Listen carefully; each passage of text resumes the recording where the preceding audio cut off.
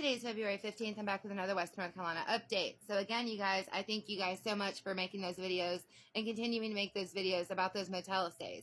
Y'all, we did get that seen by the correct people. We are now seeing FEMA say, hey, that was a glitch in the system. We promise we're going to uphold that March 7th expiration date. Here are still the issues behind that. Every time that we have seen these expiration dates come up and they've given those extensions, we still see a large number of families lose their stays unexpectedly because of glitches in their system that have continued to happen throughout this entire experience. We will see people still lose their stays on February 20th. That is just, it's a fact at this point. We've seen it time and time again. And March 7th only gives another 2 weeks. You guys, we are continuing to see those temperatures drop. We are continuing to see forecasts of winter storms moving in. March 7th still is not going to be a good date for all of these families to lose their stays through these motels. And we, again, are not sure that we are going to see an extension past that because they are not saying anything about actually giving one past that. Another very frustrating thing that I wish everyone, even the political leaders, understood was they will give numbers, but those numbers are not what they appear to be. So originally, there were over 5,000 families in these motel stays. That number has dropped to 2,000 and something families. Well, those are the numbers that they are giving to these political leaders. The issues behind that is that does not mean that they have gotten over 3,000 families lodging. As a matter of fact, a very, very small percentage of those families actually got help through FEMA. The vast majority of the people who are no longer in motel stays lost their motel stays, gave up on trying to appeal because they were constantly being denied, or they were constantly having their stays pulled out from under them. The vast majority of these people have had to go through other organizations or have had to find lodging on their own. That's what we have been dealing here with this entire time with regards to FEMA, giving numbers that make it appear they're doing things at a rapid rate, when in reality, the only good thing happening here is to a very, very small percentage of those numbers. I saw a video this morning from Christy Nome talking about how Trump had sent $54 million to Western North Carolina recovery and how 80% of the cases have been closed and things are moving at a rapid rate. Big things are happening here. In reality, that is not what's happened. And I do believe that Trump implemented these things, had every intentions of things to be moving at a rapid rate at this point. But what I don't think he understands, because he simply looks at those numbers given to him, is that that's not what's actually happening here. What we actually saw was $59 million go to New York to house immigrants in high-end motels. You guys, my people down here in Western North Carolina, they're being put in kind of lower-end motels in kind of dangerous areas. I have to pick and choose, or I was having to pick and choose with regards to the families that I was helping, which motels I would put them in. If they didn't have kids, I would put them in a lower end motel in one of the worst areas because they're cheaper. If they had kids, we had to pay a little bit more and move them up the hill a little bit to slightly better motel. But even still, these motels are within like a quarter mile of each other. So they're still just in bad areas. One just is in more of the thick of it than the other. And these immigrants are getting high-end motels. That is not okay. And the fact that they are using these numbers in such a misleading way is not okay. And that is why we need our voices to stay loud and strong here in Western North Carolina. Because they are given those numbers. And they are leading these political leaders to believe that big things are happening here and that they're doing the right thing, when in reality, they're still not.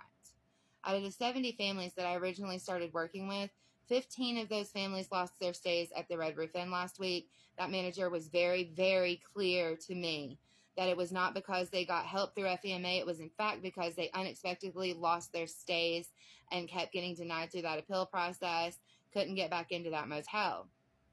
The Sleep Inn had 35 families, and they are down to 28 families. But again, it was only because like 3 of those families managed to get lodging, and the rest of them had their stays pulled unexpectedly.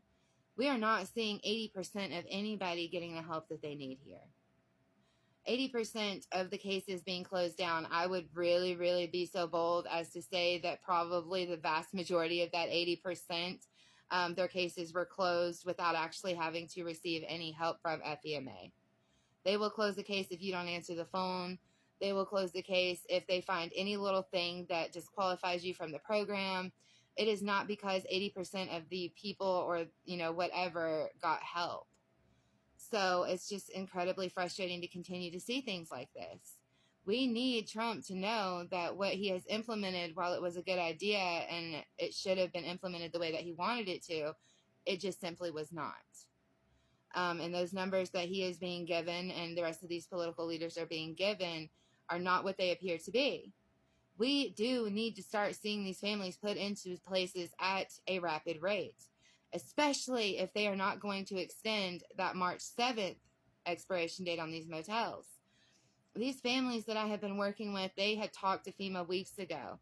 They were promised things weeks ago, but they still have not heard anything back with regards to any sort of lodging. We had numbers way back in like November that 470 families had already been approved for housing. Out in Black Mountain, they had a mobile home park set up for these people. 26 trailers in there. They only have 20 of those trailers filled with families at this point. They were supposed to have them all filled by Christmas. They give excuses like we're having to wait on background checks to come through. What does the approval process incorporate? Are background checks not a part of the approval process? If you had 470 families months ago approved, why are there any trailers sitting here empty? And we all know at this point that one of the reasons that they had started talking about putting people into apartments was because they were having to move at such a slow pace getting any mobile homes in here. So I think there's somewhere just over 100 mobile homes that they have gotten into Western North Carolina at this point. They may have brought in some travel trailers, but that still, again, is going to be a very low number because a lot of these people were renters and they don't have anywhere to put these travel trailers. That's why the vast majority of these people are still sitting in motels.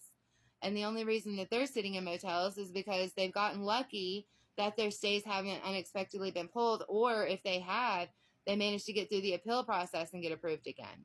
It's because they've had to do it time and time again and haven't given up, whereas some families have. It's just not what it seems to be here, folks, and that's why we need you to help keep pushing this information out there.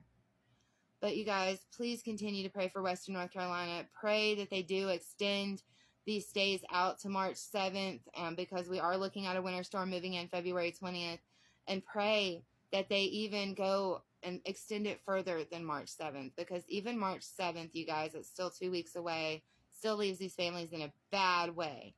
It's taken them forever to actually get these families the lodging that they need, or to get them the money that they need in order for them to be able to get back into their homes. And we're just not seeing that happen. It's not going to happen for these families by March 7th. But pray for us, you guys. Pray for these families. And as always, stay safe out there.